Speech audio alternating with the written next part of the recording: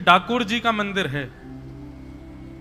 डाकोर जी में द्वारिकाधीश विराजते हैं अहमदाबाद के पास। द्वारिकापुरी में द्वारिकाधीश अलग है, डाकोर जी के द्वारिकाधीश रण छोड़ रहा है प्रभु। वो रण छोड़ रहा है प्रभु जो अब डाकोर जी में विराजते हैं, वो पहले द्वारिकाधीश मंदिर में रहते थे। और ये रामदास बोढ़ाना जी जो हैं, ये हर एकादशी पर जाते थे और हर एकादशी पर जाकर के दिन भर अन्न नहीं पाते थे, शाम को पहुंचते थे, पैदल चल के जाते थे डाकोर जी से, और शाम को पहुंच करके द्वारिकाधीश का दर्शन करके फिर रात भर जागरण करते थे, रात भर कीर्तन सुनाते थे ठाकुर जी को, और ठाकुर जी को कीर्तन सुना के सुबह होते ही मंगला दर्शन करके फिर निकल जाते थे।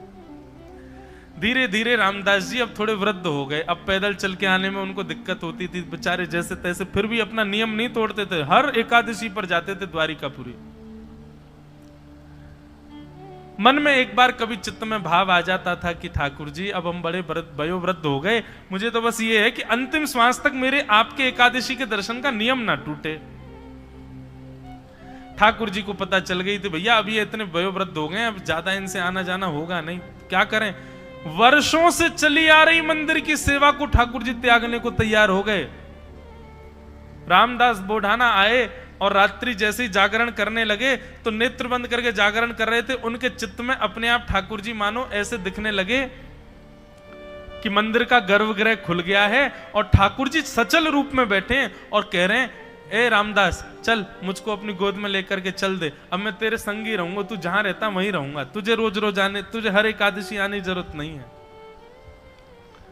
रामदास जी को एक क्षण के लिए चिंतन चित्त में आया, तुरंत नेत्र खोल के देखे तो सामने तो कुछ नहीं, पर गर्भगृह का द्वार खुला हुआ था। बंधु एक बात बताएं, कभी भी नाम जप करो, कभी भी साधना करो, उस समय ना चित्त में ठाकुर जी की कोई लीला का चिंतन करके जप प्रारंभ करना। मैं यहां का अनुभव बता रहा हूं, महाराज जी के सन्मुख अपने भाव प्रकट कर रहा हूं। जब आप लीला का चिंतन करके जप करते हैं, सबसे पहली बात आपको यह नहीं पता चलेगा कि समय कितना निकल गया और जप पूर्ण भी हो रहा है। दूसरी बात, बीच बीच में आपको कुछ अनुभव होंगे, ऐसे स्वर या फिर ऐसी आकृतियां दिखेंगी जो भगवत संबंधी होंगी, उनको ध्यान से देखिएगा। और यदि धूमिल दिखाई दें तो अपना जप और बढ़ाइए, अपने नाम में साधना और बढ़ाइए, धीरे धीरे वो स्पष्ट होने प्रारंभ हो जाएंगी। ठाकुर जी कोई संकेत करेंगे आपको। रामदास बोढ़ाना रात भर कीर्तन कर, ठाकुर जी उसको संकेत कर रहे हैं कि मैं तेरी गोद में बैठ के तेरे संग चल लूंगा। नेत्र खोल के देखा तो गर्भगृह खुला था। रामदास जी ने धीरे से उठ करके मन में विचार किया, अरे रामदास जीवन भर नियमों का पालन किया, अब तो प्राण त्यागने का समय, कुछ दिन बाद तेरे प्राण चले ही जाने।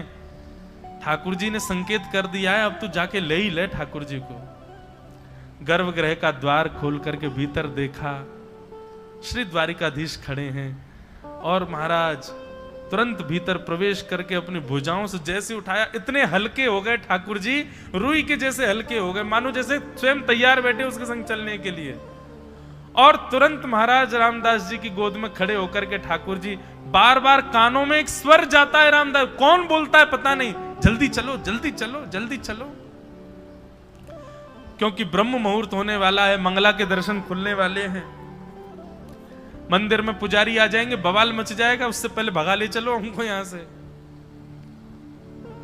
और रामदास बोढ़ाना जी अपनी बैलगाड़ी में लेकर के श्री द्वारिकाधीश को डाकोर जी पधार के। बीच में लीला भी हुई, पुजारियों ने पकड़ लिया था इनको।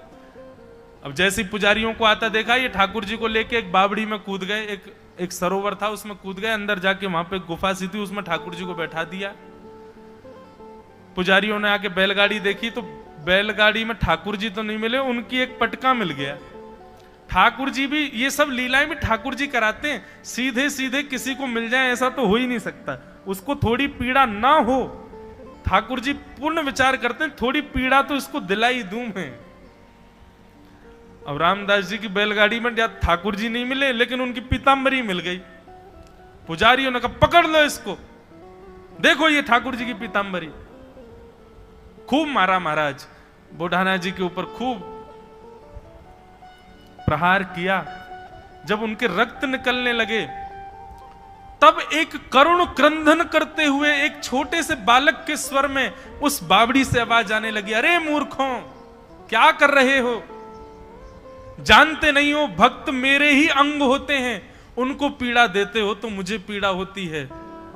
जब ये स्वर सुना, दौड़ करके पुजारियों ने जैसी बावड़ी में देखा तो बावड़ी में जो जल था उसका जल रक्त के रंग का हो गया था। पुजारियों ने कहा, अरे भैया, ये बोढ़ाना जी नहीं लेके जा रहे हैं, ठाकुर जी इनके साथ जा रहे हैं, छोड़ दो। प्रणाम करके पुजारी सब वापस लौट गए। नीचे जाकर के देखा तो जहां जहां श्री रामदास जी को चोट लगी थी वहां वहां ठाकुर जी के अंग पर भी दर्शन हो रहा था क्षोभ का। नेत्रों से नीर बहाने लगे, चरणों में मेरी वजह से कष्ट हो गया ठाकुर जी। प्रणाम करके जैसे ही देखा तो ठाकुर जी का भी घाव ठीक हो गया, बोढ़ाना जी के घाव भी ठीक हो गए, और अपने अंग से भर करके बोढ़ाना जी उनको लेकर के ठाकुर जी पधारे। कितनी लीलाएं सुनाऊं। ठाकुर जी नियमों में रहते ही इसलिए हैं, तुम में हिम्मत हो तो तुड़वा लो।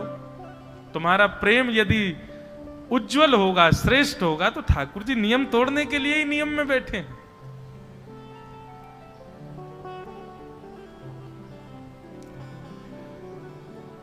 तो हम कहां से कहां पहुंच गए? कथा कहां चल रही थी? नारद जी, हाँ, वैकुंठ में एक संगीत का कार्यक्रम हुआ। तो मैं इस बात पर चर्चा कर रहा था कि कंठ मिले तो समझो भगवान की कृपा है।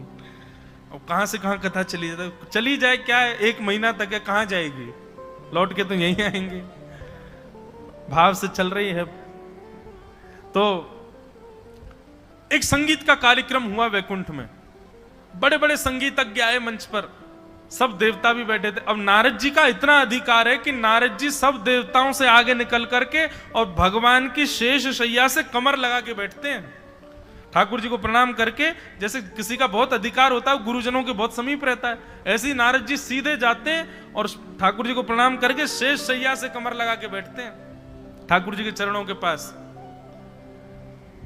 भगवान पौड़े थे, नारद जी प्रणाम करके बैठ गए। हा हा हु गंधर्व गा रहे थे, नारद जी आंख बंद करके सुन रहे थे स्वरों को। ठाकुर जी नारद जी को देख रहे थे। नारद जी को देखते देखते भगवान को एक आनंद लीला सूझने लगी, अंदर मन में भाव आने लगा। बोले सब गाते हैं, कभी नारद गाता हुआ नहीं दिखा मुझे, क्या करें? नारद के पास, बेचारे के पास कंठ नहीं है ना, गा नहीं सकता। तो भगवान ने एक लीला करी, अपने पैर के अंगूठे से नारद जी के चोटी घुमाने लगे गोल गोल। वहीं बैठे थे नारद जी। नारद जी पीछे मुड़े, जी जय जय, आज्ञा। भगवान बोले इधर आओ। नारद जी पास गए। ठाकुर जी बोले तुम यहां क्या कर रहे हो? संगीत का कार्यक्रम हो रहा है, वैकुंठ में चल रहा है, सब लोग सुन रहे हैं, तो मैं भी सुनने आया हूं। भगवान बोले वो बात तो ठीक है, पर संगीत तो उसको सुनना चाहिए ना जिसको संगीत थोड़ा बहुत आता हो। तुमको सारे गामा पद हनीसा भी नहीं आता, फिर यहां क्यों बैठे हो? चलो जाओ भजन करो अपना, निकलो यहां से।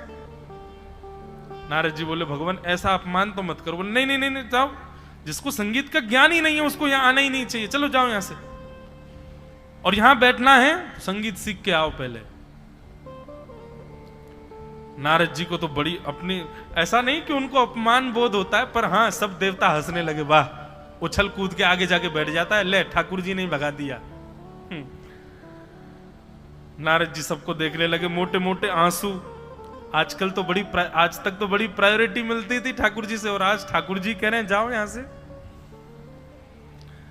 नारद जी बोले जय जय, अब देखना, ऐसा संगीत सीख के आऊंगा, ऐसा संगीत सीख के आऊंगा, ऐसा संगीत सीख के आऊंगा, देखना आप। भगवान बोले ठीक है जाओ, अब निकलो यहां से, हमको सुनने दो। नारद जी बेचारे वहां से चले गए। ठाकुर जी तो विनोद कर रहे थे, आनंद कर रहे थे। नारद जी गए सीधे चित्रकेतु के पास। ब्रह्मा जी के पिए हैं चित्रकेतु। चित्रकेतु के पास जाकर के नारद जी बोले इस ब्रह्मांड में सबसे बड़ा संगीत का उद्गाता कौन है? सबसे बड़ा संगीत का ज्ञानी कौन है? उसका पता बताओ, मैं सीखने जाऊंगा। चित्रकेतु ने नेत्र बंद करके देखा, कहा, बोले हिमालय पर्वत के ऊपर चोटी पर एक वृक्ष है जहां पर भयानक भीषण सर्दी पड़ती है, वहां उस वृक्ष के ऊपर एक उल्लू बैठा है। वो उल्लू संगीत का सबसे बड़ा ज्ञानी है। जाइए। नारद जी महाराज हिमालय पर आ गए।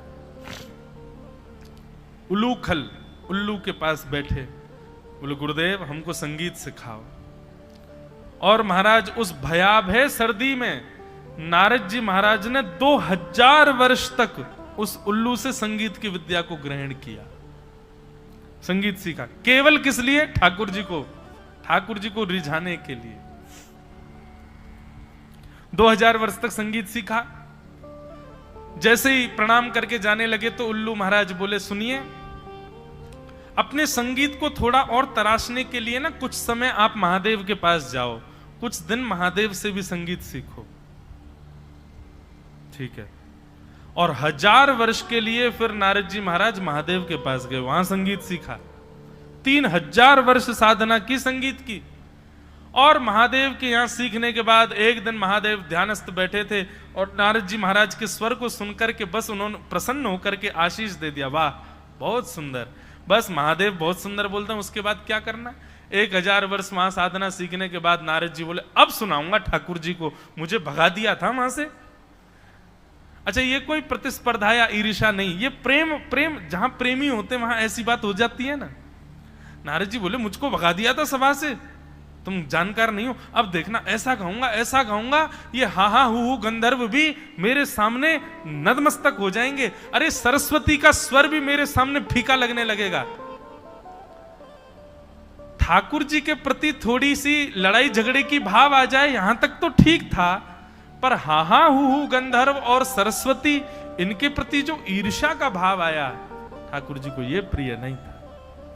भगवान बोले, नारद श्रेष्ठ तो हो गया, लेकिन ईर्ष्या आ गई इसके चित्त में। भगवान बोले, एक लीला करते हैं। और तभी नारद जी महाराज वैकुंठ जा रहे थे तो रास्ते में एक सुंदर नगर पड़ा, बड़ा सुंदर। वहां के लोग इतने सुंदर कि किसी भी व्यक्ति को देख लो उसी को देखते रह जाओगे, इतने सुंदर। लेकिन हर व्यक्ति में एक कमी, किसी की एक उंगली नहीं है, किसी के एक पाम नहीं है, किसी का एक हाथ नहीं है, किसी की एक आंख नहीं है, किसी का एक कान नहीं है, हर व्यक्ति अपंग उस नगर में। नारद जी महाराज बोले, कितनी सुंदर नगर, मैं 3000 वर्ष की साधना में गया, एक नया नगर ही बन गया, लेकिन भैया इस नगर में सब लोग अपंग जैसे क्यों हैं? एक भी व्यक्ति परिपूर्ण नहीं है। नारद जी ने एक भैया को रोका, सुनो, ये कौन सा नगर है और इस नगर के लोग इतने सुंदर हैं, मेरी तो नजर ही नहीं हट रही है, पर मेरे मन में संशय आ रहा है कि आप सब लोगों के हाथ पांव और ये हाथ पैर अपंग क्यों हैं? वो कहने लगे, अरे भैया बस पूछो मत, इस नगर का नाम है संगीत, और हम लोग जो तुमको दिखाई दे रहे हैं ना, हम संगीत की सब राग रागनियां हैं। मैं भीमपलासी राग हूं, वो जो बिना पैर के घूम रहा है ना बेचारा लंगड़ा सा, वो भैरव राग है, वो भैरवी राग घूम रहा है वहां पे, उसकी एक हाथ नहीं है। ये सारे राग रागनियां हैं। वो देखो यमन बेचारा बिना, क्या बोलते हैं उसको, हमारे यहाँ क्या बोलते, बैसाख, कौन सी बैसाख है? बैसाखी। देखो बैसाखी लिए चल रहा है यमन राग। बैसाखी समझते हैं? कोई व्यक्ति यदि भगवत अनुग्रह से यदि उसको एक चरण नहीं होता तो बेचारा वो एक सहारा लेके जो चलता, उसको बैसाखी बोलते हैं। देखो वो यमन राग घूम रहा है, ये देखो भैरव की स्थिति देखो, भैरवी बेचारा वहां पड़ा है। ये हम सब राग रागनियां हैं। ओहो, संगीत सुनते ही और महाराज राग रागनियों का नाम सुनते ही नारद जी तो नतमस्तक हो गए। 3000 वर्ष से इन्हीं की तो साधना कर रहा था मैं। एक एक को जाकर के प्रणाम करने लगे, दंडवत करने लगे। सब कहने, आप इतना प्रणाम क्यों कर रहे हो भगवान? बोले, मैं अपना परिचय बाद में बताऊंगा, लेकिन आप पहले मुझे यह बताइए, आपके हाथ पांव किसने तोड़े? सब संगीत की राग रागनियां। बोले, बस पूछो मत, एक नया नया गवैया हुआ, उसका नाम है नारद। वो ऐसा तोड़ मरोड़ करके गाता है, उसी के गायन की वजह से देखो हम सब अपंग हो गए। किसी के हाथ चला गया, किसी का पैर चला गया, किसी की आंख चली गई है। हम सब उसको खोज रहे हैं। जिस दिन हमको मिल जाएगा वो नारद पेड़ से बांध करके अपने एक एक स्वर का बदला लेंगे उससे। भैया आपने अपना परिचय नहीं बताया, आपका नाम? नारायण दास नाम है मेरा। नारद जी मिलेंगे तो मैं जरूर लेके आऊंगा आपके पास। नारद जी भागे वहां से, और जो मान चित्त में उत्पन्न हुआ था कि मैं हा हा हूँ गंधर्व और सरस्वती को हराऊंगा, वो मान नष्ट हो गया।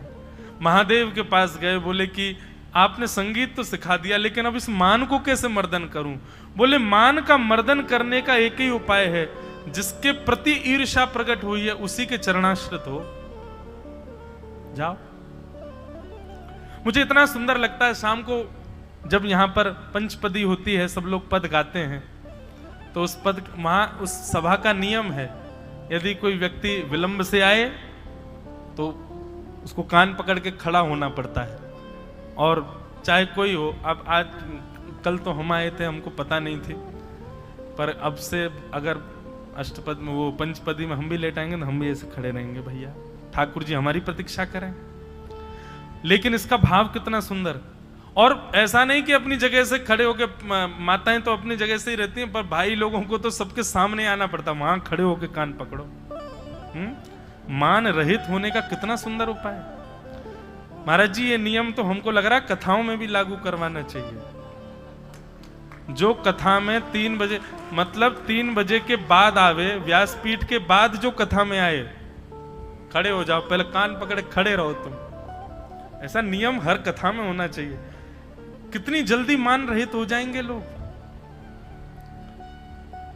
कितना सुंदर। हमारे एक पंडित जी महाराज जी, कल वो आए नहीं, क्योंकि जब ये कान पकड़ने वाला विषय मुझे पता चला तो हमने 2-3 पंडित जी मैंने जाओ कान पकड़ो। एक पंडित जी डर के मारे आए नहीं कि मेरे को कान पकड़ना पड़ेगा। मैंने कहा आप आए नहीं? बोले कल से महाराज जी पंचपदी प्रारंभ होगी, उससे पहले ही पहुंच जाऊंगा मैं। मैंने कहा उसका एक और नियम है, पद प्रारंभ होने से पहले पहुंच जाओगे तो भी कान पकड़ना पड़ेगा कि पहले क्यों आए। मैंने कहा पद का स्वर शुरू हो तभी पहुंचना है। तो बोले ये तो बड़ी विडंबना, फिर क्या करें? मैंने वहीं डोलते रहो, जैसे पद गाने शुरू हो बैठ जाओ। लेकिन वो कितना अच्छा प्रारूप है उसका। ऐसे हर मंदिर में, हर सभा में, हर सत्संग में, मंदिर में तो नहीं, दर्शन में तो नहीं, वो तो खुला है कभी भी आओ, पर सत्संग में ये नियम होना चाहिए।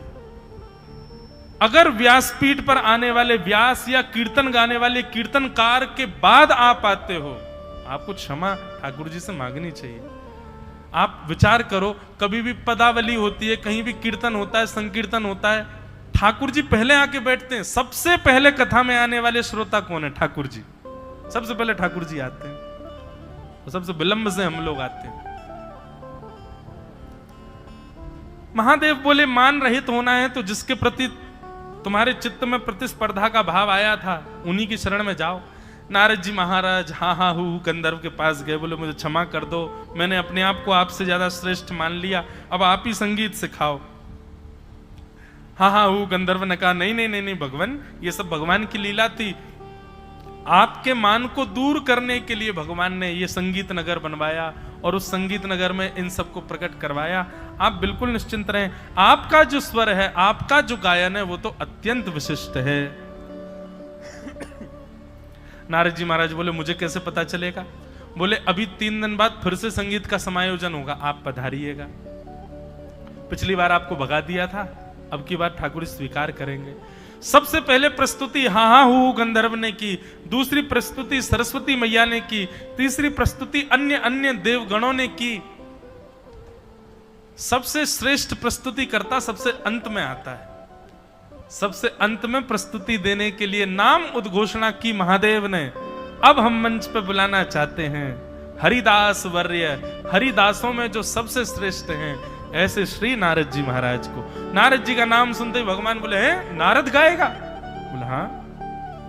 नारद जी महाराज मंच पर आए, मंच पर आकर के ठाकुर जी को प्रणाम। ठाकुर जी अभी तक तो पौड़े थे, अब बैठ गए। अच्छा नारद गाएगा? बोले हाँ। और श्री नारद जी महाराज ने जैसे ही नेत्र बंद करके स्वर लगाया, ऐसा स्वर गूंजा महाराज आभा मंडल में, औरों की स्थिति तो मैं क्या वर्णन करूं, पर बस ये स्थिति समझ लीजिए कि जैसे ही नारद जी ने गाना प्रारंभ किया, शेष शैया पर खड़े होकर के चतुर्भुज उठा करके ठाकुर जी नृत्य करने लग गए श्री नारद जी के भाव को सुन करके। हाँ।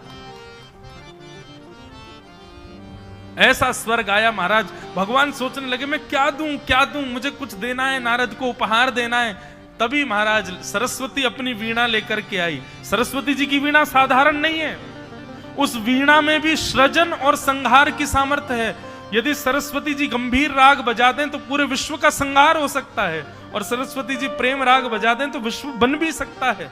वो संहार और विनाश का भी कारक है वो वीणा ला करके भगवान को प्रदान की, और भगवान ने वही वीणा प्रेम प्रसन्न होकर के नारद जी महाराज को अर्पित करके अपने हृदय से श्री नारद जी को लगा दिया। बोलो भक्त वत्सल भगवान।